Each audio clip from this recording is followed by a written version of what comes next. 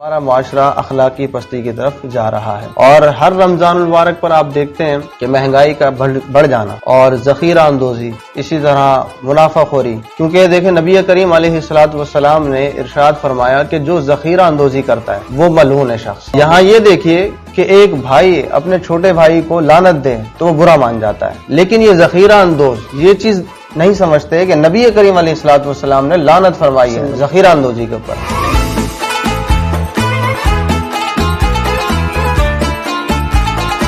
بسم اللہ الرحمن الرحیم. لاکھوں کروڑوں درود و سلام آپ صلی اللہ علیہ وسلم اور ان کی آل پر. سچ شکر اللہ رب العزت کا جس نے رمضان جیسا بابرکت مہینہ عطا کیا.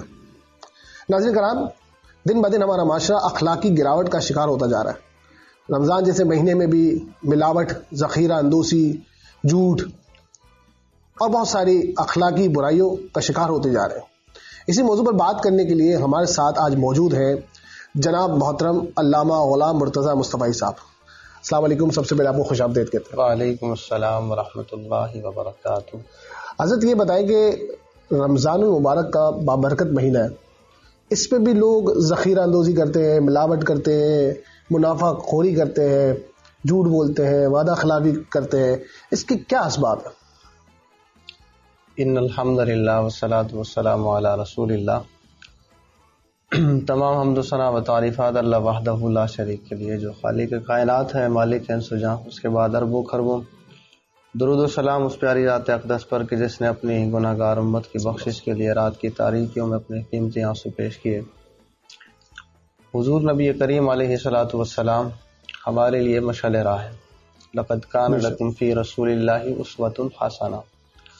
اور آپ علیہ الصلوۃ والسلام کے اخلاق کو ہی انکا لعلی خلق عظیم فرمایا قرآن مجید فرقان حمید کے اندر.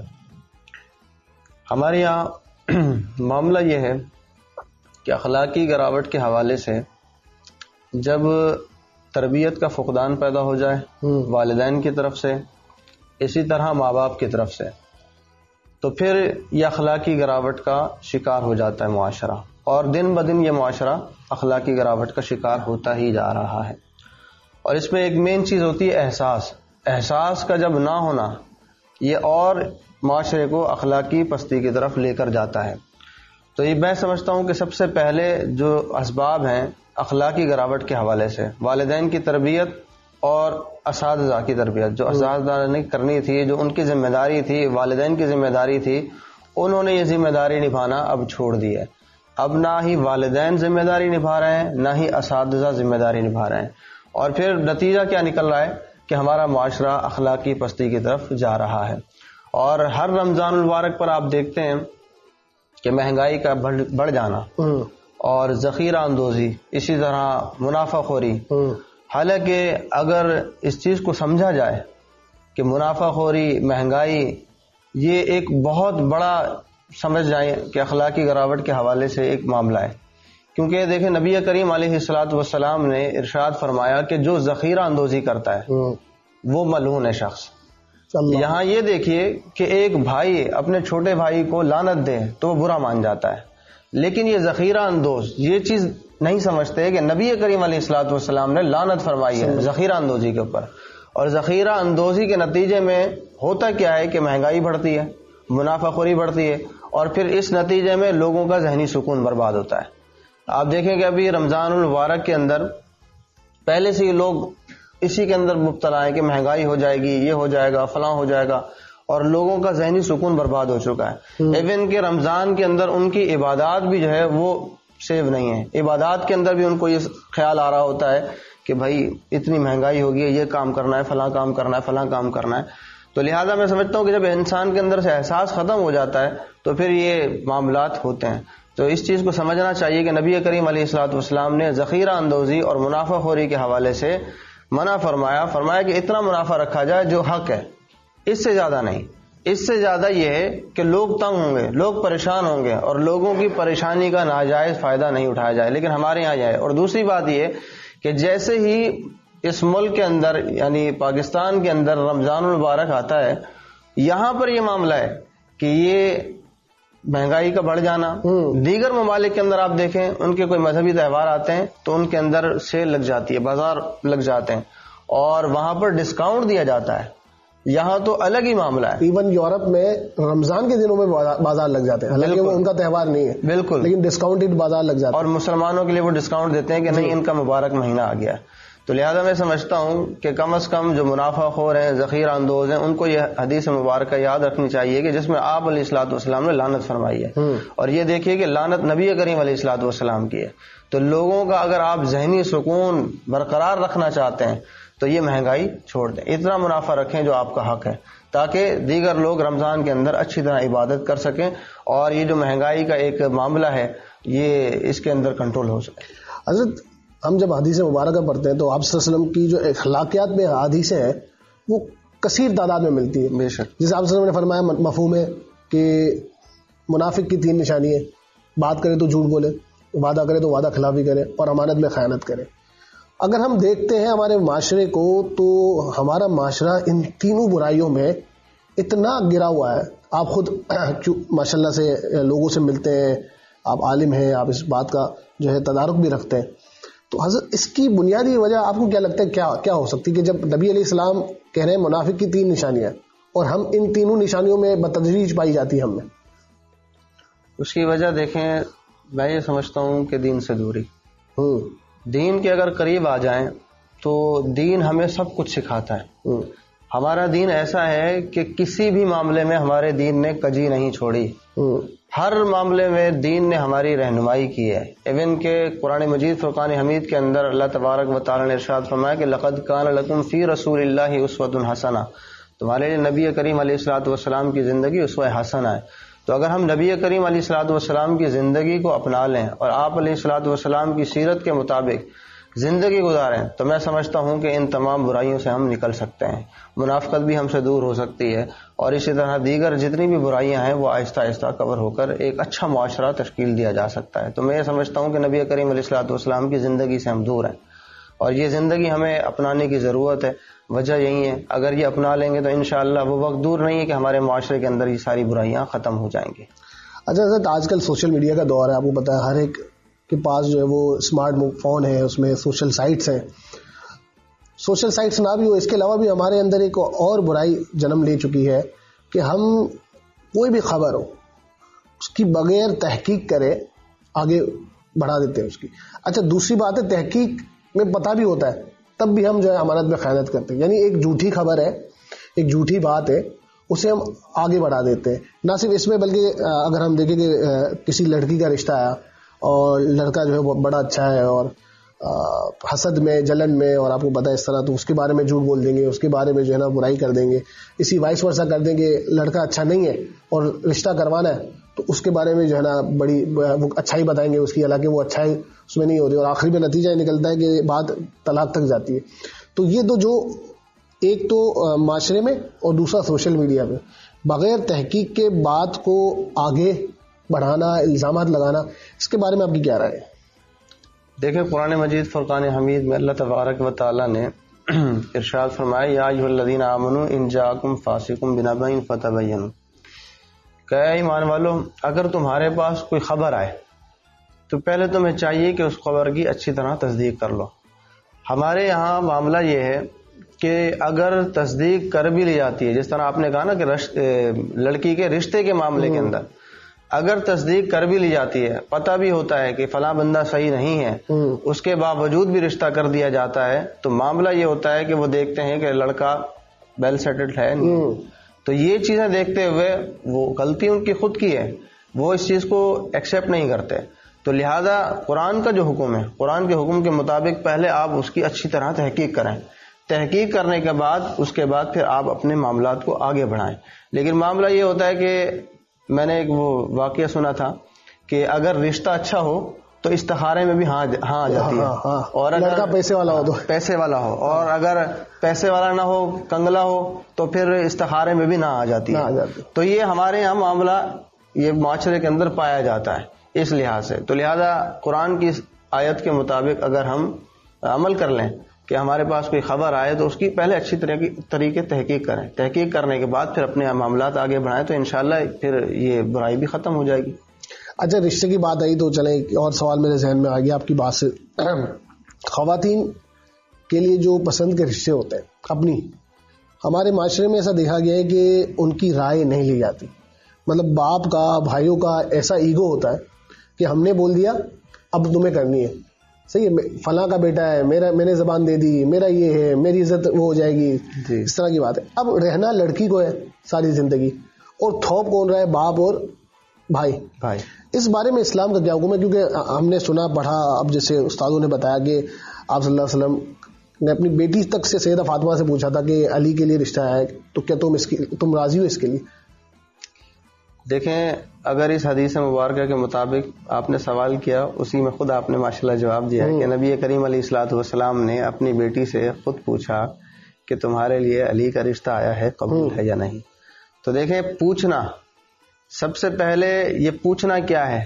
یہ انا کو مارنا ہے. ہمارے یہاں انا پائی جاتی ہے، نہیں میں نے کر دیا ہے، اس کے اوپر پتھر پہ لکیر ہے، یہ کرنا چاہیے، یہ تمہیں کرنا ہی ہے، میں نے تمہارا بچپن سے رشتہ کیا ہوا ہے. اور اس طرح کے معاملات آپ انٹیریئر وغیرہ میں دیکھیں یا گاؤں دیہاتوں میں دیکھیں تو وہاں زیادہ ہوتا ہے. جیسے بیٹی پیدا ہوئی تو یہ جی فلاں میری بہن کا طرف جائے گی، یہ میرے بھائی کی طرف جائے گی، تو وہ پہلے سے رشتے بنا دیے جاتے ہیں.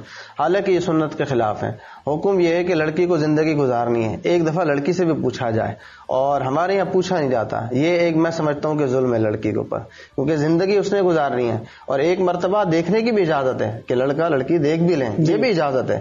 لیکن ہمارے یہاں یہ چیز نہیں پائی جاتی. باپ کہتا ہے کہ نہیں میری انا ہے، ماننا پڑے گا، اور پھر بیٹی بولتی ہے ٹھیک ہے باپ کا حکم ہے تو اب سر تسلیم ہم کرنا پڑے گا.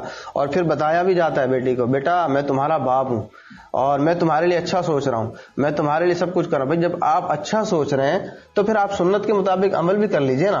آپ کو سنت کے مطابق عمل کرنے میں کیا تکلیف ہو رہی ہے؟ آپ اگر اپنی بیٹی سے محبت کرتے ہیں تو ٹھیک ہے، آپ نے جانچ پڑتال کی، یہ اچھی بات ہے، آپ نے اچھی جگہ رشتہ کیا، یہ بھی اچھی بات ہے آپ کی نظر میں. لیکن کم از کم آپ لڑکی سے بھی پوچھئے، اس لیے کہ لڑکی سے اگر نہیں آپ پوچھ رہے تو یہ آپ لڑکی کا حق سلب کر رہے ہیں. تو لہذا شریعت کے اندر یہ نہیں ہے، یہ لوگوں نے اپنی انائیں بنائی ہوئی ہیں، اور ان اناؤں کے اوپر آج کل جو ہے نا یہ معاملات ہو رہے ہیں. اور پھر ہوتا یہ ہے کہ جب لڑکی کی مرضی کے بغیر شادی کی جائے تو پھر وہ شادی کامیاب نہیں ہوتی، اور پھر نتیجہ یہاں تک پہنچتا ہے کہ فوراً طلاقیں ہو جاتی ہیں. آپ دیکھیں، ابھی سرچ کریں تو آپ کو طلاق کے جو معاملات ہیں ابھی بہت زیادہ ملیں گے، اور آئے دن طلاقیں. اور شادی کا پوچھیں تو کہتے ہیں کہ ابھی 6 مہینے میں 2 مہینے میں سال ہوا ہے، سال بھی ان کی شادی نہیں کرتی. وجہ کیا ہے؟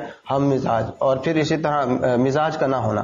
اور اسی طرح اگر پہلے پوچھ لیا جاتا لڑکی سے تو میرے خیال میں یہ معاملات نہ ہوتے. تو یہاں میں یہ کہوں گا کہ اپنے والدین کو، اسی طرح بھائیوں کو، اپنی بیٹی اور بھائیوں کو اپنی بہن کا حق سلب کرتے ہوئے پہلے یہ سوچ لینا چاہیے اور حدیث کے مطابق عمل کر لینا چاہیے. اگر حدیث کے مطابق عمل کریں گے انشاءاللہ اللہ پاک حدیث کی برکت سے ان جو بچی ہے اس کے معاملات اللہ پاک اچھے فرمائے گا. اچھا علامہ صاحب، آپ نے جتنے جوابات دیے اس کا اگر میں نچوڑ نکالوں تو آپ کہہ رہے ہیں کہ سنت سے دوری اور دین سے دوری یہی ہے. اب ہم دیکھیں تو سڑکوں پہ، گلی میں، محلے میں، جگہ جگہ آپ کو عاشق رسول ملیں گے، نعرے بازی، صحیح ہے، گستاخ رسول کی ایک ہی سزا، سر تن سے جدا، اور عشق مصطفیٰ میں جان بھی قبول ہے، اور اس طرح کی. ٹھیک ہے، اچھی بات ہے، بہت اچھی بات ہے، ہونا چاہیے اس طرح. لیکن عملی زندگی میں کیوں نہیں ہے؟ عمل جو ہے وہ عمل سے زندگی بنتی ہے، جنت بھی جہنم بھی. یہ خاکی اپنی قسمت میں نہ نوری ہے نہ ناری ہے، اقبال نے کہا تھا. تو عملی زندگی میں ایسا کیوں نہیں ہے؟ ہم عاشق جو بولنا تو چاہتے ہیں، دکھنا کیوں نہیں چاہتے؟ دیکھیں، معاملہ یہ ہے کہ مشکل سوال کر لیجیے. عملی زندگی کے اندر ہم دور یوں ہیں کہ ہماری جو آج کل کی نوجوان نسل ہے ان کو شارٹ کٹ چاہیے.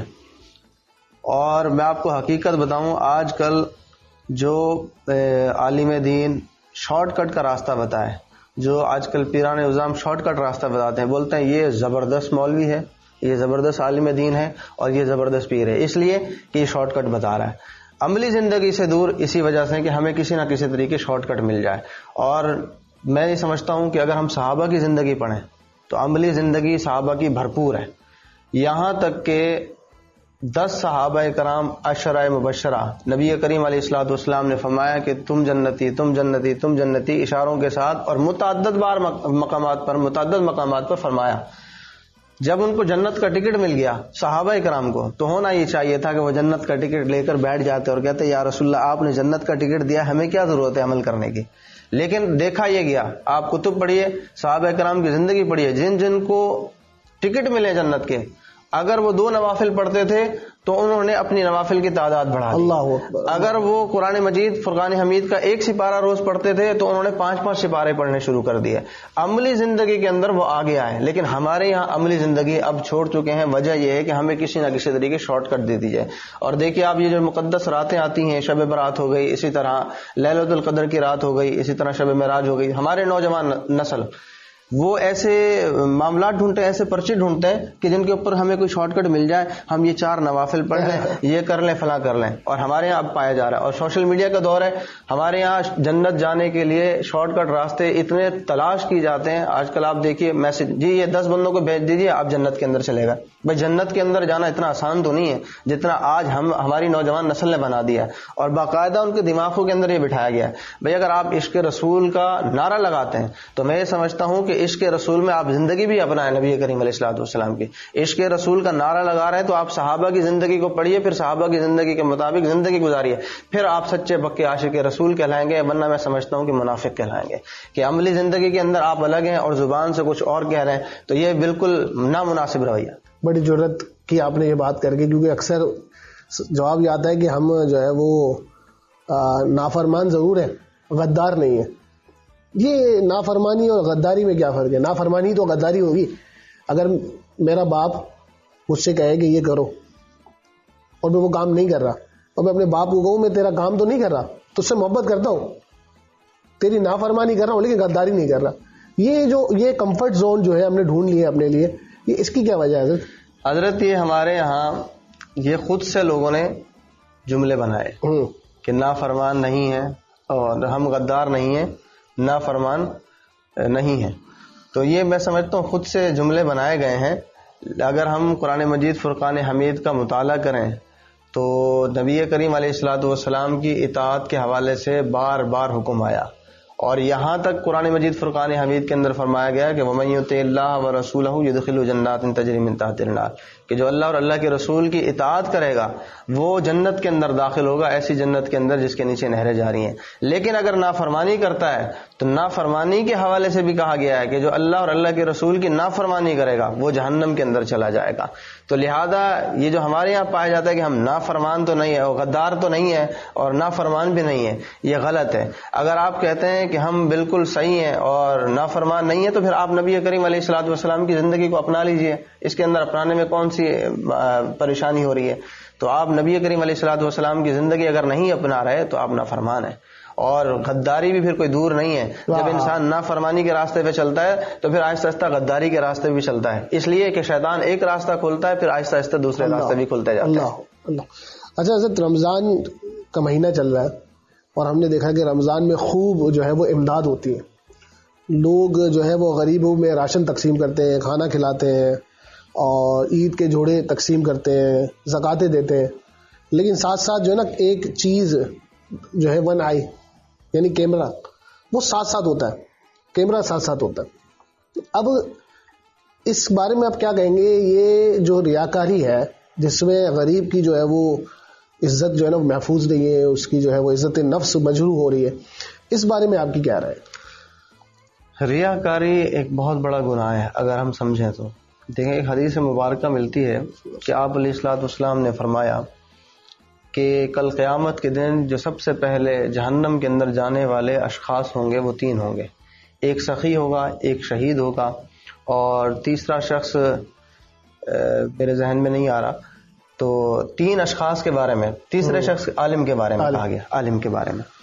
تو 3 اشخاص ہوں گے جو پہلے جہنم کے اندر جائیں گے۔ وجہ کیا ہوگی کہ جب شہید کو بھیجا جائے گا تو وہ کہے گا اللہ پاک میں نے تو تیرے لیے جان دی تھی، تو اللہ پاک فرمائے گا نہیں، تو نے جان نہیں میرے لیے نہیں دی تھی، تو نے اپنی واہ واہ کے لیے دی تھی، تو نے لوگوں کو دکھایا، تو نے ریاکاری کی، لہذا تیرا جو حق بنتا تھا ہم نے دنیا میں دے دیا تجھے، تو نے کہا کہ میں شہید اس لیے ہو رہا ہوں لوگ مجھے شہید پکاریں، تو وہ شہید تجھے وہاں پکارا گیا، اب تیرا یہاں پر کوئی حصہ نہیں ہے۔ اسی طرح سخی جس نے اپنا مال خرچ کیا، جو اپنا مال خرچ کر کے اللہ تبارک و تعالیٰ کا قرب حاصل کرنا چاہتا تھا، اسے بھی کہا جائے گا کہ تو بھی جہنم کی طرف جا، وہ کہے گا اللہ پاک میں نے تو مال خرچ کیا تھا، تو وہ اسے کہا جائے گا نہیں، تو نے مال میری رضا کی خاطر نہیں خرچ کیا تھا بلکہ تو نے اپنی واہ واہ کے لیے کیا تھا، اب تیری واہ واہ وہاں ہو چکی ہے، تیرا اب راستہ یہ ہے۔ اسی طرح علم کے بارے میں آیا جو لوگوں کو تو تبلیغ دے خود عمل نہ کرے۔ تو دیکھیں ریاکاری کے حوالے سے کتنی بڑی حدیث مبارکہ ہے کہ آپ علیہ الصلوۃ والسلام نے فرمایا کہ 3 اشخاص پہلے جائیں گے۔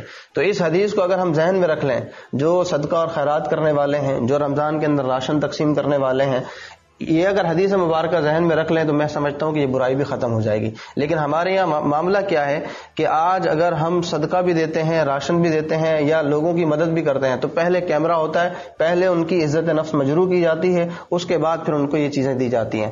تو یہ یاد رکھیے کہ یہ آپ کو شریعت اجازت نہیں دیتی کہ آپ کسی کی مدد کریں اور مدد کرتے ہوئے کسی کی عزت نفس مجروح کریں۔ آپ نے عزت نفس مجروح نہیں کرنی، پھر آپ نے صدقہ و خیرات کرنا، پھر آپ کو مزہ آئے گا۔ لیکن ہمارے یہاں مزہ کس چیز کا ہوتا ہے؟ جو نفس چاہ رہا ہوتا ہے۔ ہمارے یہاں شیطانی مزہ چاہیے کہ میری واہ واہ ہو جائے، سوشل میڈیا پہ میرا نام چل جائے، تو یہ عزت نفس مجروح نہ کی جائے۔ مجھے ایک اچھی طرح یاد ہے کہ ایک بچے کا کلپ میں نے دیکھا تھا، اس کی کوئی مدد کرنے کے لیے گئے تو انہوں نے کہا کہ آؤ تصویر کھنچواؤ، تو وہ بچہ رونے لگ گیا۔ اس نے کہا نہیں یہ کیمرہ ہٹا دو پھر میں آ جاؤں گا، اس لیے کہ تم دنیا میں مجھے بدنام کر دو گے اس راشن کے کارٹن کے چکر میں۔ تو یہ دنیا کے اندر بدنام کرنا اور سمجھنا کہ ہم اللہ کی رضا حاصل کریں گے، اللہ کی رضا نہیں ہے۔ اور یہ بھی یاد رکھیے کہ رمضان المبارک کے اندر ہمارے یہاں یہ معاملہ بھی پایا جاتا ہے کہ حضور نے فرمایا کہ جو اپنے لیے پسند کرو وہیں دوسرے مسلمان کے لیے بھی پسند کرو۔ معاملہ یہ ہے کہ ہمارے یہاں جو لوگوں کو صدقہ اور خیرات کے اندر، راشن کے اندر مثال کے طور پر چیزیں دی جاتی ہیں وہ ایسی ہوتی ہیں وہ خود استعمال نہیں کرتے، کپڑے دیتے ہیں تو وہ بھی خود استعمال نہیں کرتے۔ آپ ابھی چلے جائیں مارکیٹوں کے اندر، آپ ان سے کہیں کہ مجھے 20 جوڑے چاہیے، دکاندار آپ کو 3-4 قسم کی کوالٹیاں دے دے گا اور وہ خود آپ سے کہے گا مجھے بتائیے آپ بانٹنے کے لیے چاہیے، جی بانٹنے کے لیے چاہیے، وہ آپ کو الگ سے نکال کے دے دے گا۔ تو لہذا جو آپ اپنے لیے پسند کرتے ہیں وہیں دوسرے مسلمان کے لیے پسند کریں۔ اور یہ اگر آپ کسی کو ایسا کپڑا دے رہے ہیں جو آپ خود پسند نہیں کرتے تو یہ یاد رکھیے یہ اس کپڑے کا آپ کو حساب و کتاب دینا بھی پڑے گا۔ اور دوسری بات یہ ہے کہ جو کپڑا آپ نے ان کو دیا ہے ہو سکتا ہے کہ وہ کپڑا سلوانے کے نتیجے میں آپ کو بددعائیں بھی پڑیں۔ اب آپ کہیں گے وہ کیسے؟ تو وہ یوں کہ ایک کپڑا آپ نے 400 کا سوٹ دیا ہے اور آپ جانتے ہیں کہ ابھی درزی جو ہے کم از کم 1000 سے 1500 روپے لے رہا ہے، تو جو 400 کا سوٹ آپ اس کو دے رہے ہیں وہ ایک دھلائی بھی نہیں چلے گا، اور جب دوسری دھلائی پہنے گا اس کے دل سے دعائیں نہیں نکلیں گی، بد دعائیں نکلیں گی، اس لیے کہ آپ اپنے 400 کے چکر میں اس کے 1000-1500 جو ہے وہ خراب کیے ہیں، بد دعائیں پڑیں گی۔ اس لیے بہتر یہ ہے کہ کسی کی عزت نفس مجروح بھی نہ کی جائے، اور عزت نفس مجروح یہ سامنے رکھتے ہوئے پھر یہ صدقہ اور خیرات کیا جائے، اللہ کی بارگاہ میں صدقہ قابل قبول ہوگا۔ اچھا حضرت آپ موجود ہیں تو آخری سوال ہے کہ کیونکہ آپ کی موجودگی کا فائدہ اٹھائے، ابھی شب برات گزری ہے تو ہم نے ایک نیا کچھ سالوں سے ٹرینڈ دیکھ لیا ہے کہ قبرستان میں جا کے اپنے پیاروں کی قبر کے پاس کھڑے ہو کے کسی تیسرے شخص کو موبائل دیا جاتا ہے اور باقاعدہ سے دعاؤں والے ہاتھ اٹھائے جاتے ہیں یا اس طرح کی ایکٹنگ کی جاتی ہے جس میں وہ اپنے پیاروں کی قبر کے پاس رو رہا ہے۔